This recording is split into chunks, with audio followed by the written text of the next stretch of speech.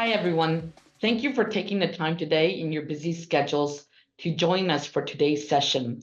Today, I'm speaking to you from Japan and will shortly be joined by our amazing panelists based in Singapore, India, Hong Kong, and the UK. Before we get started, a quick introduction about me. I'm Caroline, and I will be your moderator for today. I work as Chief Global Officer at the Hoffman Agency, a specialist B2B tech communications consultancy. But today, I come to you wearing my second hat as a member of the Global Advisory Board for the PRCA. Prior to that, I was one of the co-chairs for the PRCA APAC region, where I specialized in creating educational content for global audiences around Asia communications. So let's get started. Asia is already the world's largest and most populated continent. It accounts for about 35 to 40% of the world's economy. And where once upon a time, a cookie-cutter communication strategy leveraging global materials might have been effective in creating some movement, these days, Asian countries are becoming bolder, individualistic, and even more demanding. They want to be recognized for their backgrounds, for the cultures, customs, ethnicities, and digital chops. And this means that the landscape is highly fragmented and nuanced. It's not cheap or subservient, but it is hungry for success.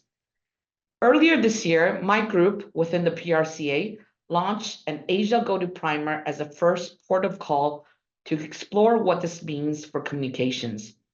And today I'm delighted to be joined by four incredible panelists to offer some real life insights into how to effectively cross borders and create strategies that move the needle in the region. So let's welcome our panelists for today. First up is Su-Ting Fu. She is a global CMO and SVP based in Singapore. She is often the unicorn in her organization as the only Asian woman in a global position. She's previously worked for brands including HP, Diageo, Mars, and Unilever, and will be soon releasing a book on building brands with soul.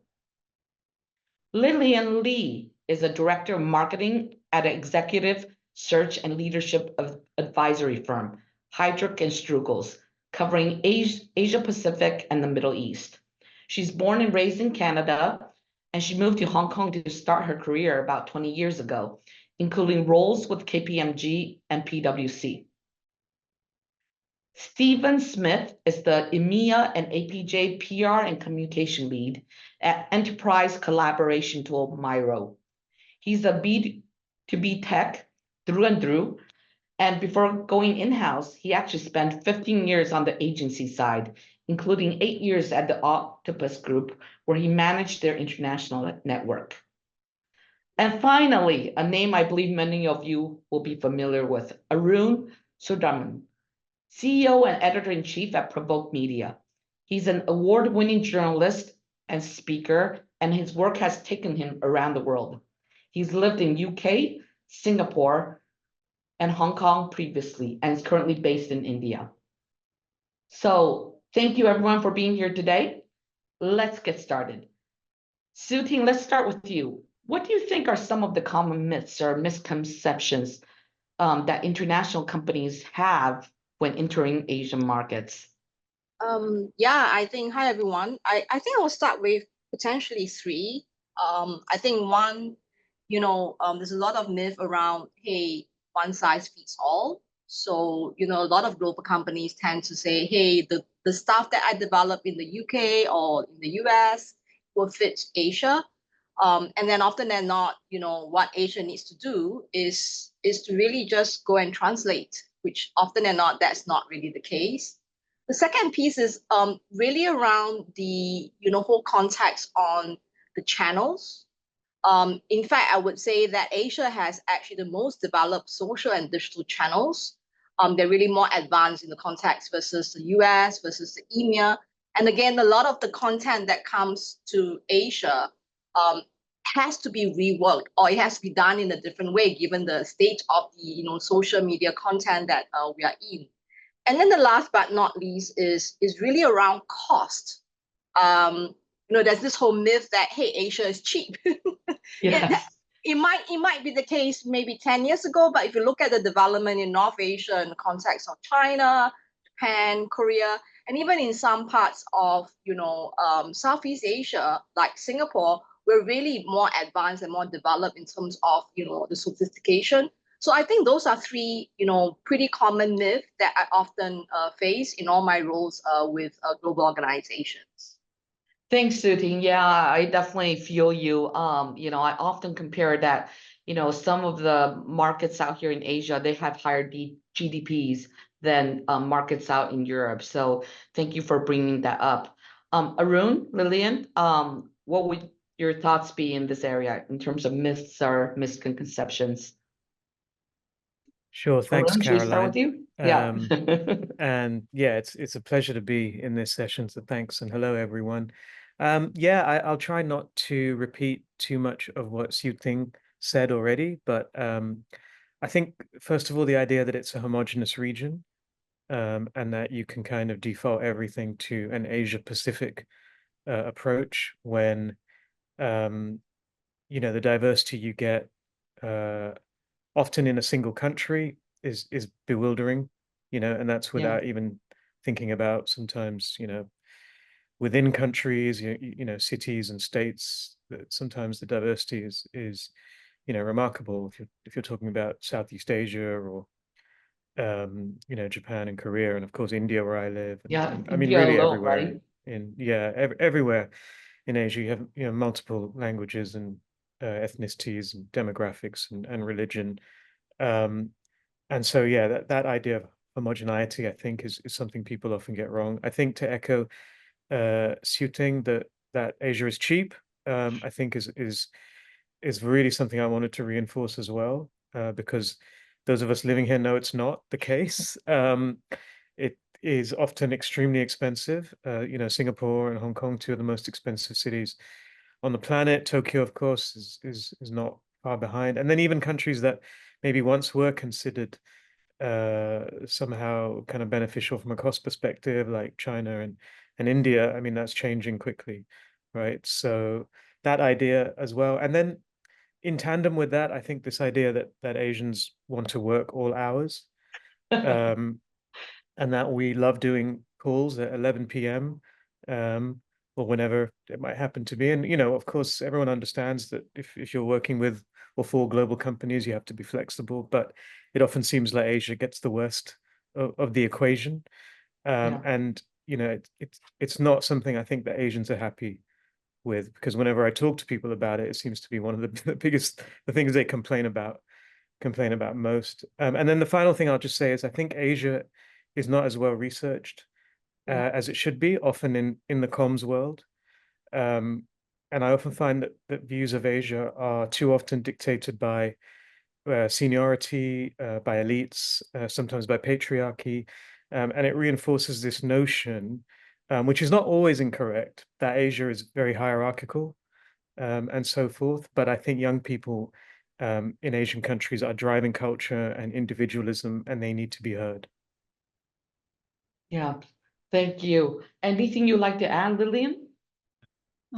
Just want to add, having worked for 3 professional services firm and pretty well known internationally, you already have a perception, okay, when I bring this brand into new markets in Asia, people will know, but they don't.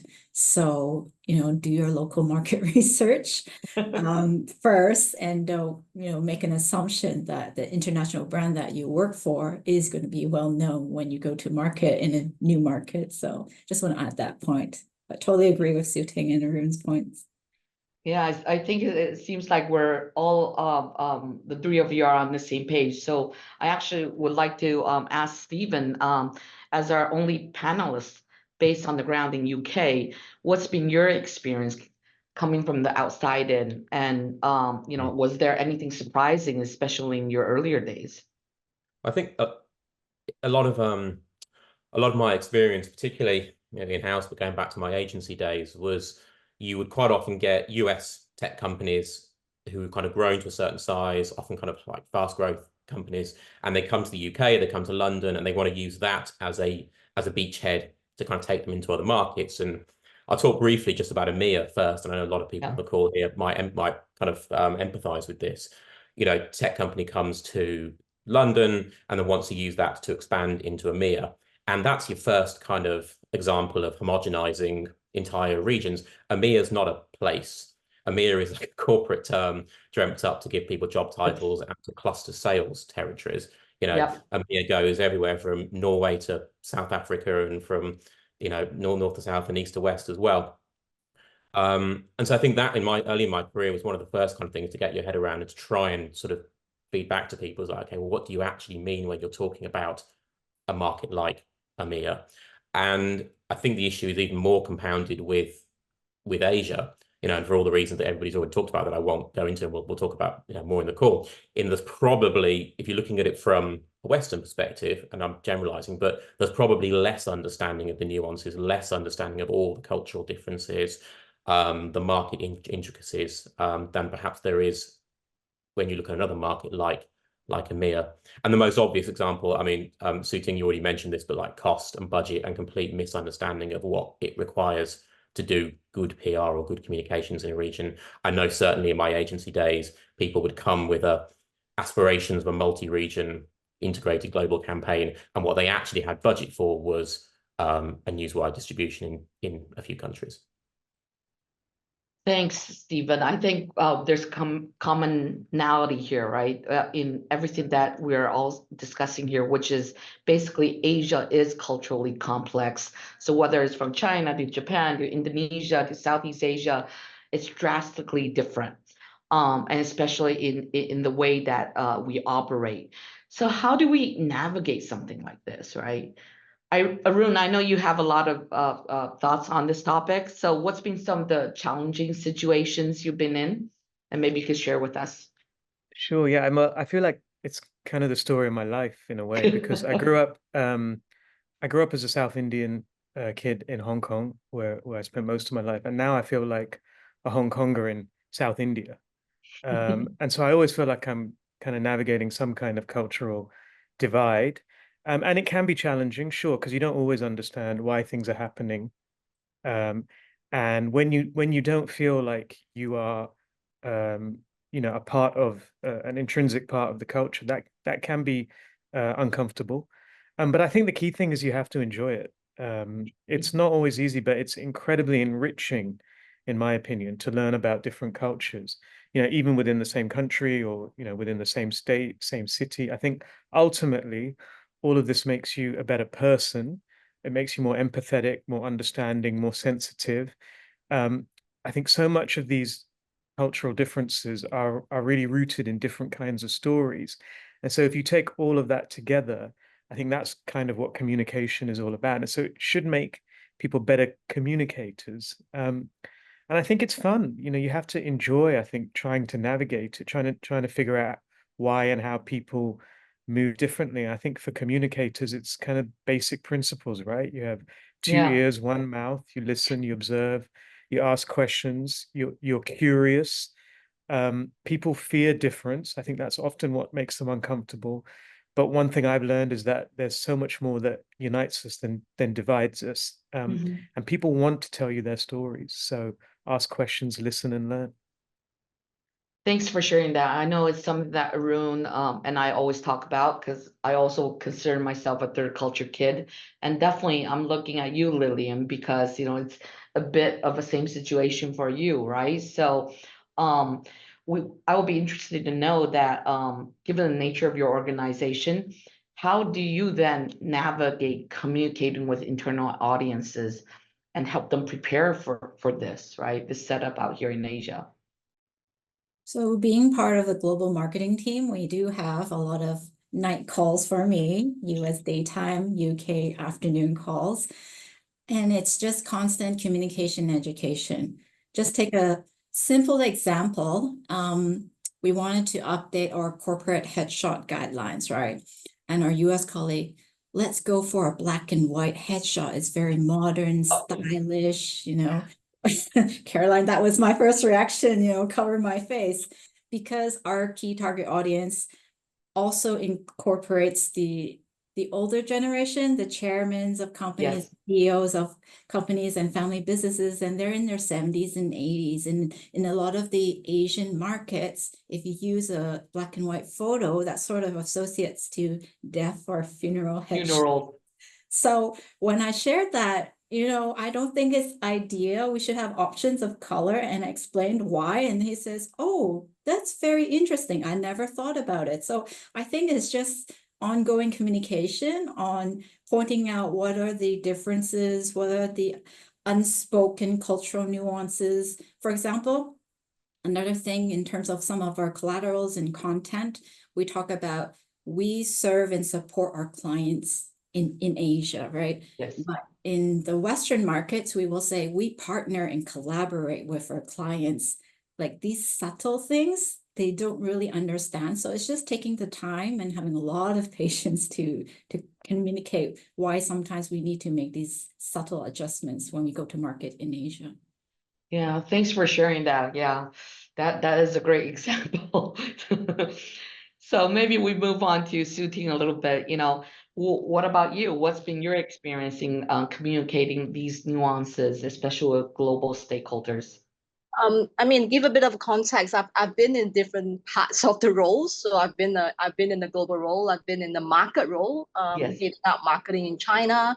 I've also been in the regional Asia Pac role, and then as you know, when you sit on different roles, you can have different posture.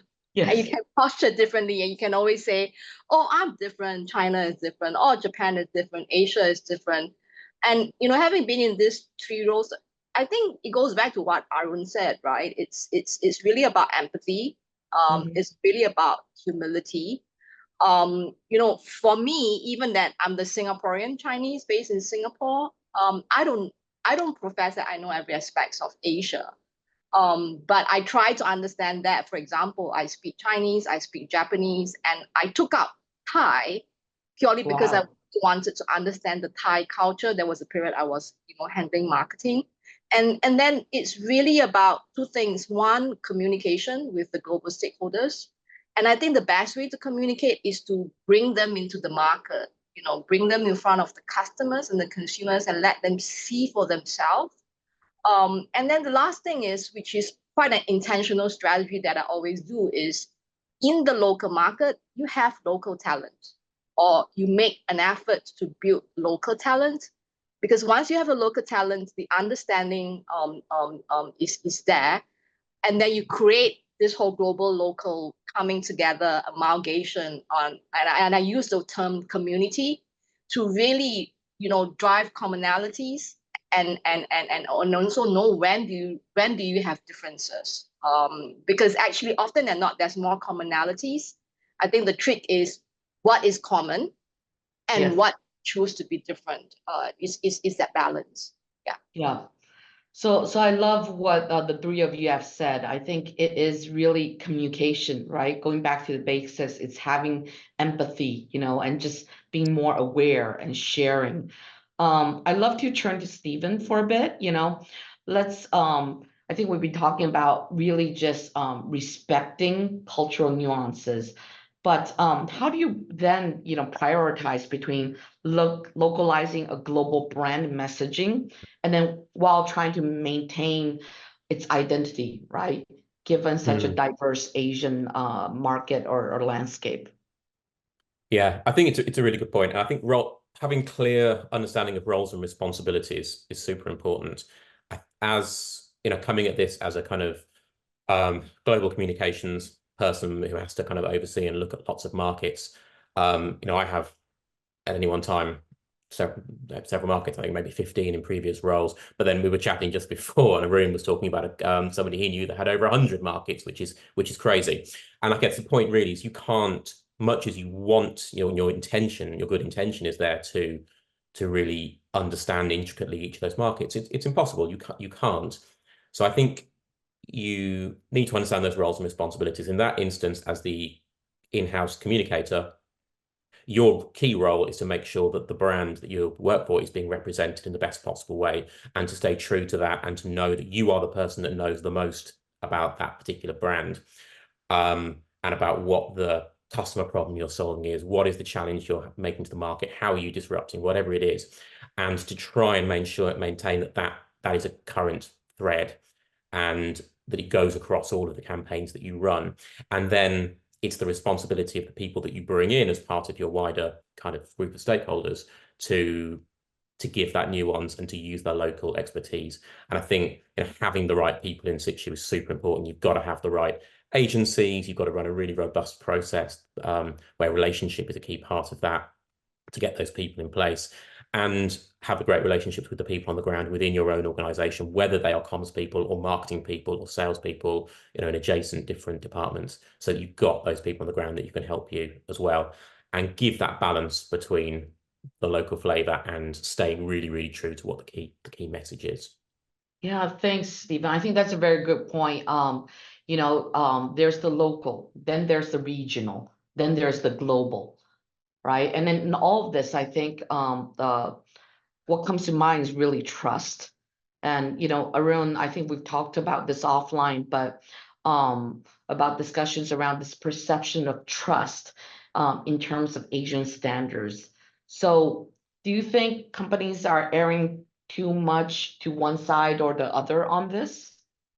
Yeah, it's a really good question, and I'm not sure if they're erring one way or the other, but I think what I sometimes see is, so obviously we know it's kind of infuriating, as people have already mentioned, when companies assume that global messaging or policies just need to be translated for Asia. But I also find the opposite quite frustrating, that sometimes a company's global standards or its much touted values that they espouse in the West or wherever somehow matter less in Asia, like we are not worthy of them.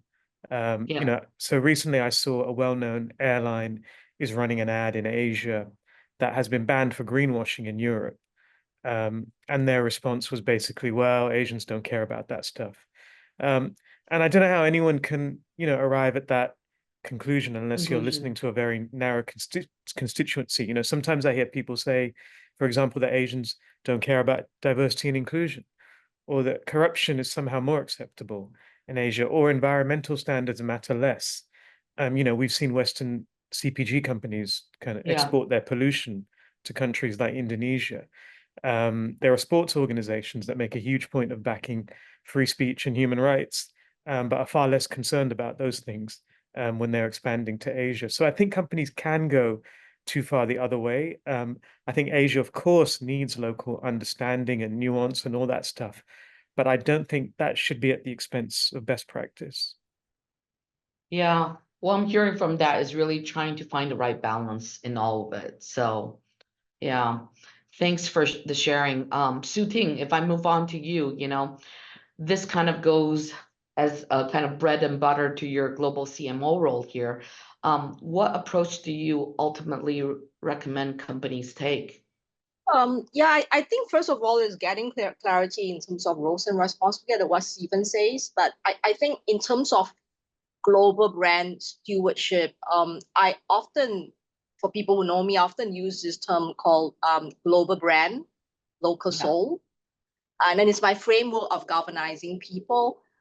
It means that there are things that at a global level is mandatory that you don't decentralize. So for example, the brand guideline, the brand positioning, the broad stroke brand strategy. And then what you get decentralized or going to the local, which is something that I truly believe is the insight. The local insight has to come from the local perspective, and also how it's being executed through the different media content around itself. I mean, my hypothesis is, given the era that we are in now, global will become more global, local will become more local, and facilitated with this whole entire social media. Exactly what Arun says. Something that happens in the US, the next morning, you will see in Asia. So if you want to be a truly global brand, you have to stay consistent in terms of what your brand really stands for, in terms of some stuff that you can't decentralize, for example, the look and feel. The trick is then, as a global brand person and a steward, is how do you bring everyone together And I think the best way to bring everyone together is to really focus on the customer. And often, before global strategy is being aligned, you have to bring the entire community together to co-create that, so that you're creating buy-in, you're creating people who are passionate advocates around it, so that you capture what is in Asia, in the Europe, in the EMEA, and the US. And then that will win hearts and minds of people. So focus the enemy, focus outside versus internal is where I see successes, but I also see where it can fall flat. Yeah. So what I'm hearing here, all again, is balance, right? That balance between global and local, because we can't choose ties. It needs to be balanced. That's the nature of the business. And I like the idea of having a common goal, right? A common business goal or a common target audience. And that's something we could look at. So balance being the key word here, Lillian, I know that, you do a lot of localization. So can you offer some insights or thoughts on how adapting to a strategy specifically in Asia led to great success, or maybe the opposite in some cases? So let's share a success story. All right. We roll out a lot of thought leadership, global survey reports and whatnot. And if you can have that flexibility to access the local data, the local analysis for the markets that you oversee, then that's where the opportunity where you can co-create a local story that's impactful for your local audience. What we will agree on globally is that we're targeting a specific, tier 1 media, business, finance, right? We're targeting C-suite or HR audience. That's all, aligned. But in terms of the headline that we want to go for, if you have that flexibility to do that local narrative, definitely do so, because that's going to make your campaign impactful and, get on the front page on local news. But of course, you have to have a local spokesperson to advocate or be the face of your business to push out that story. So it's a very simple example, but if you have that flexibility and you do it right, it can be a very successful local campaign, which is part of a global effort. Yeah, I love that. I mean, I think gone are the days where just global statistics and, assets work, right? It is still at some sort of level, we do need that localization. So I think that's there has been a change in that in the last couple of years. So I'm gonna come back to you, Stephen. Are there any additional examples that you'd like to share? Successes, or maybe on the flip side where some things did not quite work out? Oh, I'm going to keep it positive as well. Okay, all right. But I mean, if I think about some different markets, I'm always super pleased and impressed when I do PR in Japan. And I'm talking specifically about tech press here, tech and business press, about the desire to kind of do in-person meets, to actually meet and listen to execs and spokespeople and watch product demos and come to press conferences. So many of my colleagues out there and people and peers out there who are in Europe will kind of know how tough it is to get in front of a journalist at the moment. And so Japan is an absolute pleasure, because journalists, as long as you've got a good story and you tick all those obvious boxes, they will come out and hear what you've got to say. And I think that's super refreshing for somebody who has done a lot of European PR over the years. Thanks for that. Before I come back to you, Su-Ting, to maybe share some examples from your side, I just want to remind everyone that we have 1 or 2 more questions, and we're about to go into Q&A. So if you have any questions, please start entering that into the chat box, and then we can tick those off in a sec.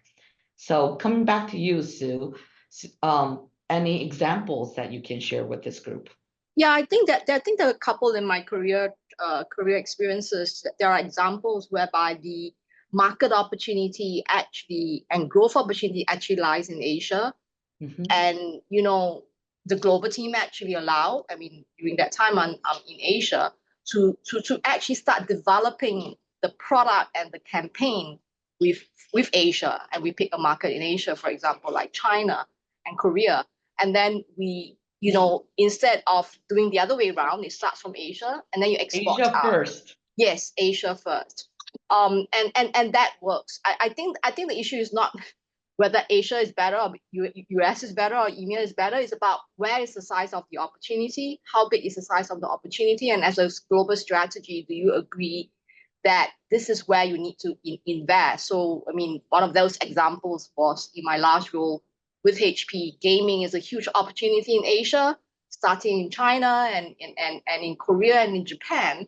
And the global teams allow us to, invest in those markets, and they allow us to develop locally relevant campaign that really originates from Asia. But we also adapt it in a way, and then we learn from the growth model, and then the growth model gets exported out to the rest of the world. So I think it's about making choices, and it's about intentional about what choices and what business.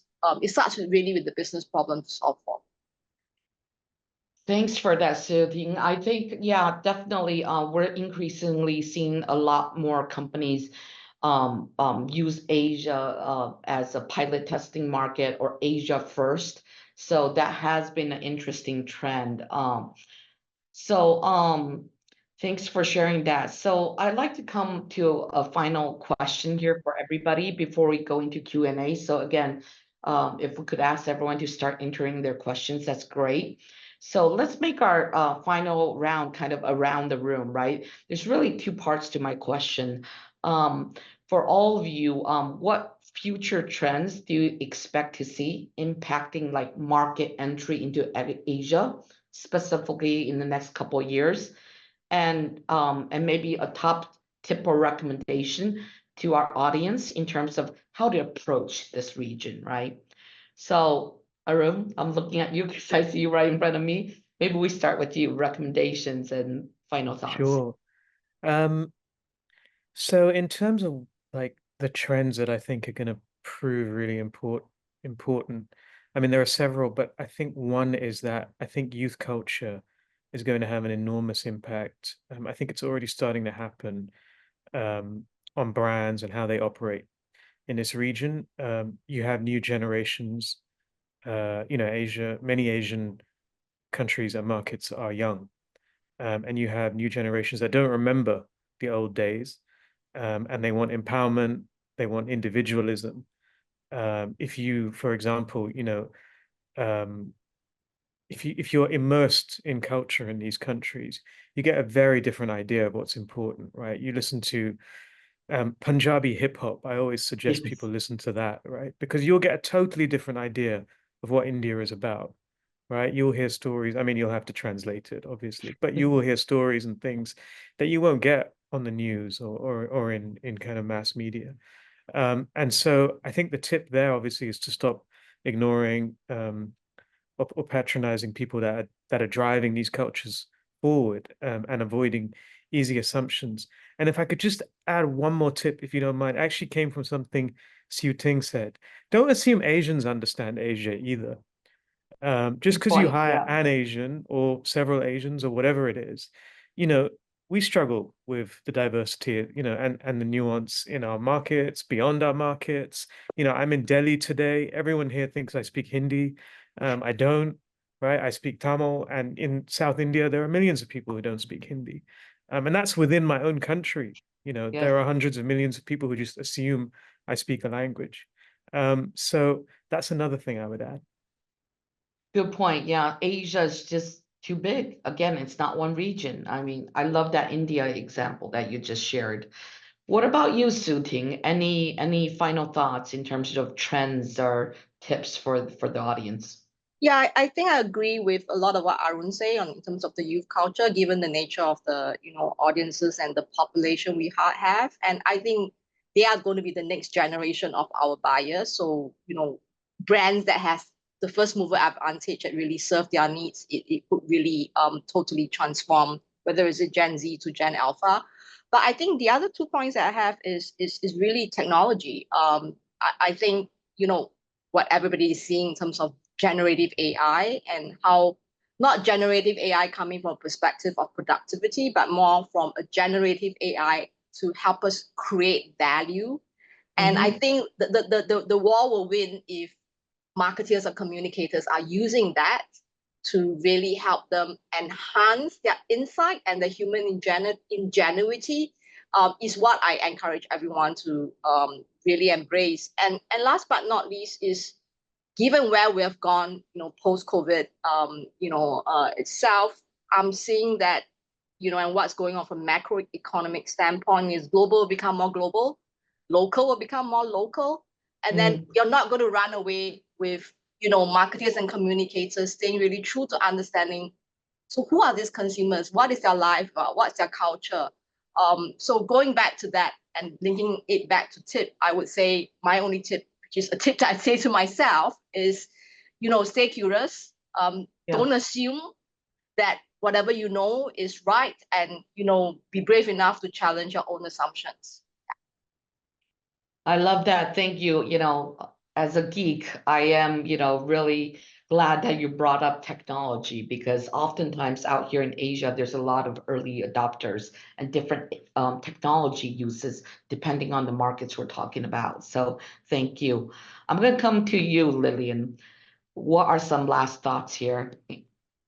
I just want to reemphasize, which some of you already touched on in the beginning, the theme around relationship and trust is still very strong in Asia. So whether you're starting to emerge in a new market or want to, open up a new target audience, you need to invest time and energy and go to that local market, speak to your local business partners, your key stakeholders, agencies, to make sure you have the right strategy. And one thing, even for my business, our main target audience is multinationals, but in Asia, we have to pivot because of all the geopolitical, economic issues right now. We need to pivot to, the local family businesses, the local conglomerates, and that's a whole different strategy.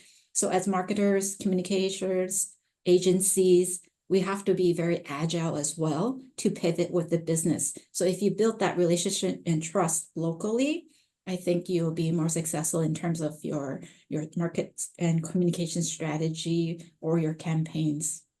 Yeah, I love that. If we have time, we'll come back to you a bit, but I think trust is a bit kind of back to the basics, right, for us in the industry. So, definitely agree with that. And I think geopolitics, gone are the days of, ignoring or putting that aside. It's almost a bit front and center nowadays, things for us as communicators to take a look at.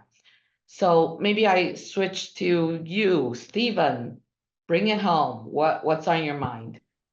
Maybe slightly predictably, technology is also, the thing that's biggest on my mind, and I'm sort of conscious and aware of.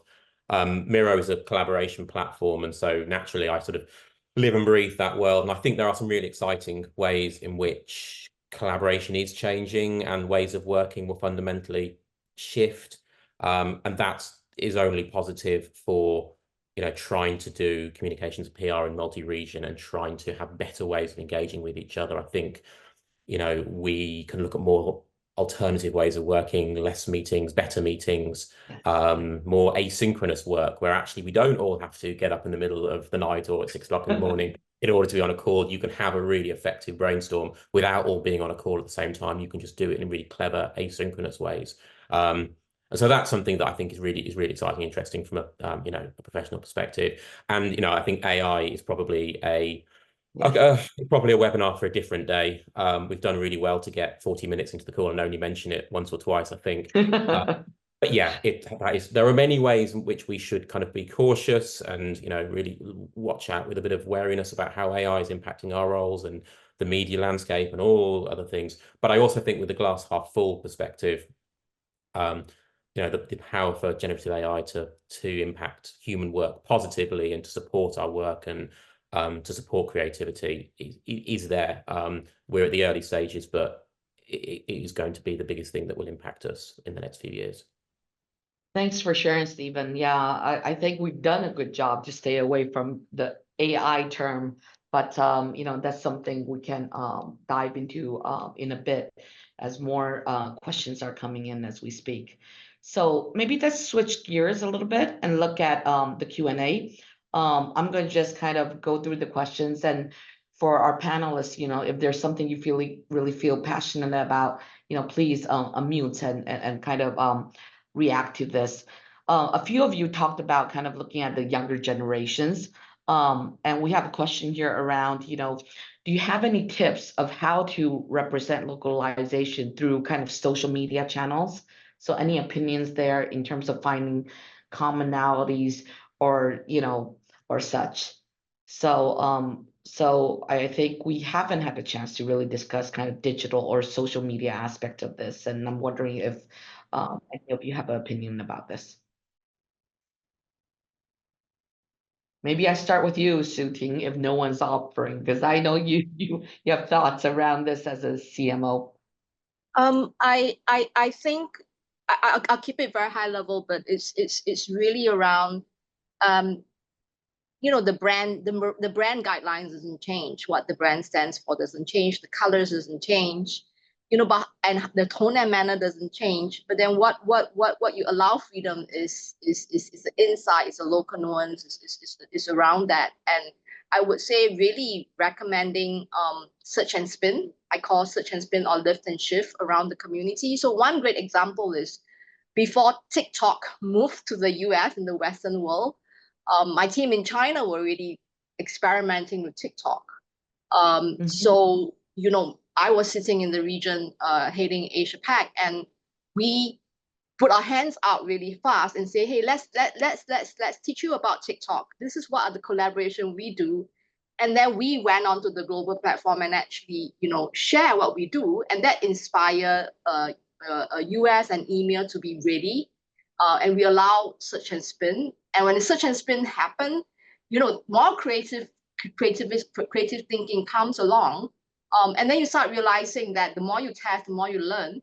There are actually things that you can do similarly itself. And given the fact that now with TikTok and social media, they move at such a fast speed, having that trust between global and the local teams and empowering people with the right mandatories being very clearly articulated becomes extremely important. And last but not least, don't do it silo. Involve your creators, involve your media partners like the TikTok and the media channels to really come together and co-create. Yeah. And any other panelists have anything to add in Just terms of want to add mediums? from the client side, find a good local agency partner to partner with, like Hoffman, to advise you on the best approach and how to localize a story, or to get the right story angles. Yeah, and I would just add, I think in general, companies, brands, they struggle often with the risks, and that they're often worried, which isn't always a bad thing, but I think it does involve, having a culture of risk taking where you're willing to take a few risks. We are quite attuned and quite used to campaigns that build on localized stories from the US, for example. Yeah. Running globally. So there's no reason why localized stories from Korea or Japan aren't going to resonate globally. We've seen the impact of Korean TV dramas, for example, all over the world, and Korean films. So I think sometimes it's just being willing to take those risks and understanding that actually you can do both. You can have localized stories that find commonalities everywhere. Yeah. I love that, Arun, especially I think, not just out here in Asia, but globally, I think everything is fast these days, right? The cycle is really short, so there's nothing to lose really when we're talking about this. I want to move to the next question. The question here is, could you share some pointers on how best to approach a potential new client in the territory with the focus on, say, Japan, Singapore, and China in particular? Are there any faux pas to avoid? I think Who that's would a like question to for take this you. one? I think that's a question for you, Caroline. Well, I mean, I will always have a take, but I'm gonna give the floor to you guys first. Any thoughts? Maybe Lillian, I go to you, especially I know, we're quite active in some of these markets. Do you have thoughts in terms of any faux pas and things when thinking about Japan, Singapore, or China, or all of the above, really? These three markets are quite different, which we've discussed. So you just need to, again, invest time to look, to take a look at the local market, the opportunities, who is your target audience, and what's your strategy. It may be different for all three markets. Like for us in Japan, it's more of a traditional slow build, focus on, traditional media to do brand building. Whereas in Singapore, it's collaborating with associated partnerships and associations and companies to do co-branding to uplift our international brand there, right? In China, it's a very slow build, and there's so many local and boutique firms in China, and they don't even understand what is executive search, and there's no like direct translation or equivalent in Chinese. So yeah, there's no a simple approach or strategy. You just have to do your homework and spend time. Yeah, I think I can add to that, and we can see if other panels have something to say. But for sure, if we're talking to about approach for a potential new client, I think something as basic as do you have a senior representative in Japan, in Singapore, in China with the title, right? Because to Arun's earlier point, there sometimes in certain markets there is hierarchy. And so in order to reach out to a potential client, you have to make sure that you have someone at a comparable level in those markets to be able to have those conversations. And if not, are you willing to fly your sales team or your leadership team from overseas to come in and approach the client, right? Before we even talk about even more detailed localizations and whatnot. So, some tips there from where I'm coming from. Anyone else have anything else to add to this? If not, we have a lot of questions I can move on to. All right. What about, this is a good one. How do we ensure that a particular campaign resonates with local audiences, in particular, without falling into that traditional cliche or stereotypes? How do we manage that or balance that out? I can go on this, Please. because I'm passionate about this. Okay. I mean, it goes back to Arun's point and my point about, hey, local insight, local soul, and really understand culture. So, I think great campaigns and great brands are built on great local insights. And that means you have to go and ask why. And you know it. I mean, you know it when the insight is so amazing, and it actually helps inspire a great brief. And then the moment it inspires a great brief and the great work come out, and that gives you chills and makes you a bit scared, this is where magic happens. So, and this is what I meant by the local soul, right? That's something that you don't try to do at a global level. And at the ivory tower, you need to really go underneath into the skin of the grassroots and really understand the local culture and keep challenging yourself to really ask the why. I mean, globally now, there's a couple of great brands that I've been watching, and they're all built on social and very disruptive model. Like, for example, Liquid Death, which is US based, and then like Elf, the cosmetic brand, Yes. that is built with very disruptive, but they're very true to the insight and what the brand is, and they really listen to customer and they adapt really quickly. So I think that would be my point of view. I mean, love to hear from the rest of the panelists. I'm going to open that up. Is there anyone that would like to add to that in terms of how do we stay away from cliches or stereotypes? So I would say it sounds kind of obvious, but you need to make sure, I think, that you have really good PR and comms people. And by that, I mean people who are immersed in their stakeholders and understand them inside and out. And if you do that, I think you will avoid cliches and stereotypes. And I think where brands go wrong is they don't bring in sometimes the PR and comms people early enough, or it's the wrong. It's maybe it's global people, or people who don't understand the markets as well as people on the ground do.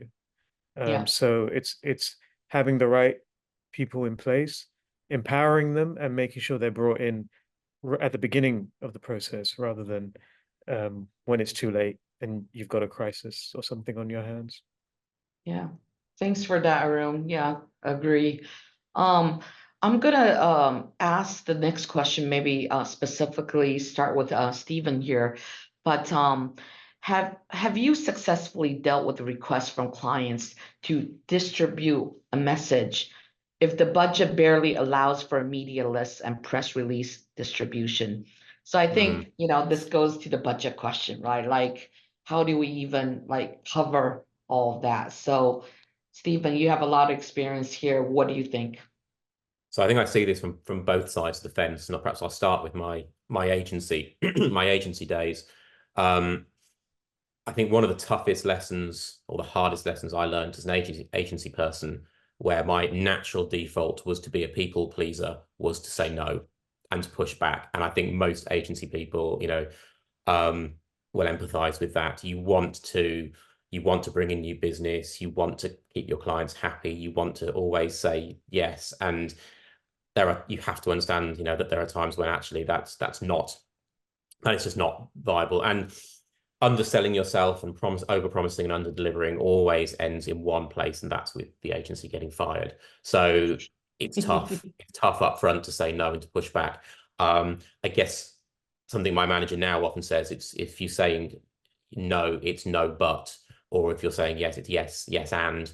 So kind of try not to shut something down, give an alternative, find a different approach. So I think that was all the big learning from my agency days. Now I'm sat on the other side of the fence. I think the first thing that I say when I enter into any engagement with an agency is, let's just be honest. I've sat where you're sat. Let's be truthful. Tell me if something's not going to work. Tell me what your reservations are. If what I'm suggesting budget-wise is nonsense and isn't unrealistic, then be realistic. Tell me what we really need to get the job done, and be honest with me. Don't be greedy, but don't undersell yourself. Tell me what it's really going to cost to get the job done. Because, you never know who you can go and ask with an organization. You never know what pot of money sits somewhere that perhaps hasn't been tapped into, what adjacent department within the business may be able to help resource a project if you have the numbers and you know what's possible. So yeah, I think that's my sort of takeaway. Yeah, I love, thank you for covering both sides, but I'm gonna cut you, Lillian, I'm coming to you with this one too. As a client, and it's obvious you manage a lot of markets, not just in Asia, but also Middle East. I mean, and we all have budget limits. How do you allocate, and how are you thinking about this? So each year I always tell my boss, I will always ask for more money, but I explain to you why, but you have to tell me what are the priority markets, right? So we review this every quarterly. So if I do have a small budget, then I have to pivot based on the priority of the business, because I think when we need to report on our campaign efforts, the ROI, are we putting our time and resources to the markets that are generating revenue for us? Are we pivoting because there's new opportunities? So it's a flexible strategy. It's no longer 1 year, this is how I'm going to use my budget. No, it's a quarterly review. And now the good thing is that you can measure your campaigns on social, on your website. Yes. It's all digitalized. So I think it's much easier.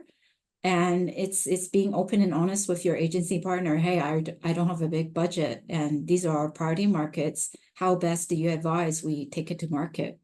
Yeah, so it might be a change of strategy. It might not be just a press release distribution, and it's being strategic in that way. So I love that. So let's maybe and also I just want to touch upon, there is something that both you and Sue Ting kind of mentioned earlier, which is it also is kind of making business justification I really do think that that is, increasingly a pressure for all of us, whether we're in-house or at the agency side, is making sure, our strategies and our plans are aligned with business goals. And I think, doing that will definitely make any budget conversation much easier. So that's a good starting point too. We're coming down to the last couple of minutes. So, if anyone has last minute questions, please put them in. But there's a really good one here. I really maybe come to you first, Arun, because it's about storytelling. What types of storytelling approaches work best in Asia? And how does that differ from Western narrative styles? Right, in Oh, your that's thoughts. that's a really tough question. I was hoping you weren't going to come to me with that one because I would like to know the answer. Honestly, I think that it differs, considerably depending on which markets you're in, and even within markets, you can see different storytelling, depending on the generation you're talking to, maybe even, religion and so forth. So I'm not sure I'm qualified necessarily to answer this, but one thing I will say is, if you see a lot of the popular TV shows and all that kind of stuff, there's a lot of commonality now Yeah. between, if you're thinking about whether it's Korean TV dramas or even here in India and so on, and Western narrative styles. I don't necessarily see a huge amount of difference. I mean, obviously, we know that, like, for example, in India, it's kind of hard to have a movie which doesn't have several song and dance routines in it, and that's very different from the typical Western narrative style. But I'm not sure I'm qualified to give you an off the cuff summary of which storytelling approaches work best. Maybe someone else is able to handle this question better than I'm me. thinking, Stephen, do you have opinion on this in terms of, having managed kind of both sides again? I guess I will come back. My view is through the kind of B2B tech lens. So I'm sorry for the people that are kind of outside of that world. But I think I will always come back to, if a spokesperson is trying to get a story across, try and put as much empathy in there, try and paint the picture of what is the problem that we're solving, what is who is the audience, and the very specific challenge they've got. And of course you can then nuance that and localize it, but it goes back to the point that I made sort of half an hour or so ago, that ultimately you've got to get a core message across, and you may finesse that in various ways, but that is your proposition. That is the core thing that you're trying to do in the market you're disrupting, or a challenge you're fixing. And whatever the style is, I feel like that kind of is the red thread that has to stay true and stay constant.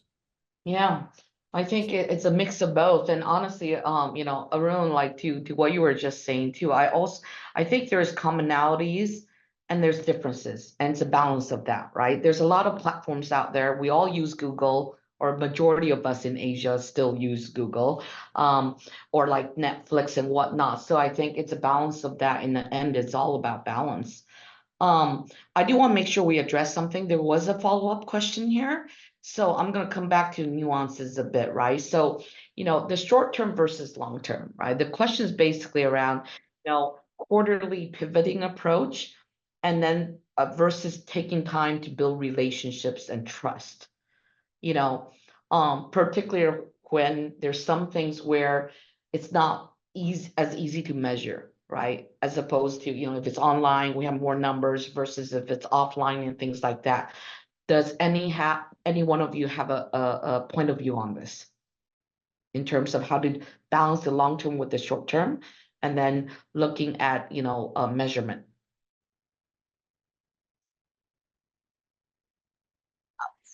I can go, but I don't think I have the perfect answer. I think I don't think there is a perfect answer. I think it's a daily challenge of communicators and also CMOs, basically, especially in this environment. It goes back to, I would say, how you earn trust internally. You have to make sure that you get the returns on the investments from a short term first before you can build the long term. And especially as a brand and a marketeer, some of our work is its future. It doesn't impact very, very quickly. So tying back your metrics to business outcome and keeping it so simple is very important. So I think this is, for me, the art of internal storytelling, and that makes chief communicator officers and chief marketing officers and what they face internally, that's been getting very, very complex and challenging, but also, pretty exciting. Yeah. Thank you for that. I don't know if other panelists have something to add. I think it's just, again, going back to relationship and trust. If you have the trust and relationship with your local stakeholder, you're closer to the strategy, you know what are the priorities, you know what are the quick changes, and then you adjust your marketing communications accordingly. That will come back in, long-term benefits for everybody. So Yeah. I think I can add something. So for some of you, you may or may not know, I've also worked on both sides, right? So in-house and client, in-house as in client side, and of course I'm currently at agency side. I would say we could look at long-term versus short-term. So you have long-term goals, which focuses on building relationships and trust for the brand for the long term, versus short-term, where we might have to pivot, right? And attain short-term goals. So it's almost like looking at kind of two different programming. And we have to be multitaskers in doing so. And then again, going back to what Sue Ting and some of us have alluded to, it really is also looking at, again, showing business results, right? Because that moves the needle. So I think that's how I would kind of conclude at this point. So given that we're up at the hour, I really want to say a big thank you for all of you online that's joining us. And a big thank you to Lillian, Sue Ting, Stephen, and Arun for making time for this. A little bit of a shout out, right? Please keep the conversation going. We will only learn more when we have empathy and when we're sharing and discussing these things. Please do reach out to me or PRCA. And at the same time, a little bit of a plug. Do go online and download our PRCA Asia Go-To Primer, and we will see you next time. So thank you, everyone. Cheers. Bye.